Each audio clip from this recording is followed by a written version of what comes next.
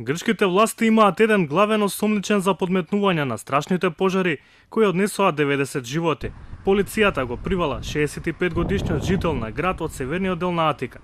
Според сведоштва, овој човек и претходно бил познат по тоа што потпалувал сови гранки, лисија и смет.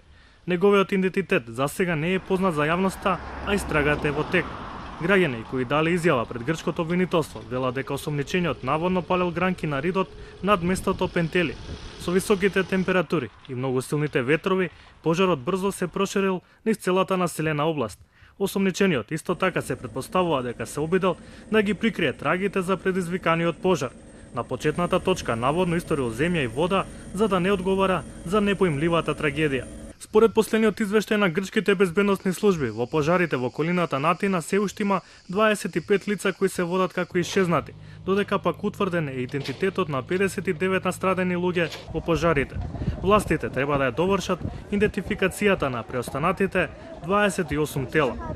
Грчкиот премиер Алексис Ципрас го посети опожарениот регион Атика и при тоа кратко се сретнал со противпожарните служби, волонтерите и со армијата.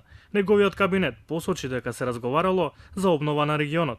Димитрис Пиеракос, полковник генерал на противпожарната бригада, смета дека имало време да се изврши евакуација на жителите во Мати, но моќта на пожарот била подценета. Според него, лошо бил изведен планот меѓу цивилните власти и немало навремена координација. Пиеракос затоа му се извини на грчкиот народ.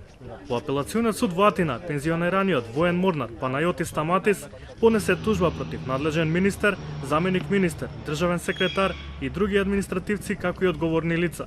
Побарано е да се назначи истражен судија кој ќе го води предметот за ширењето на смртоносниот пожар на Кобниот 23 јули.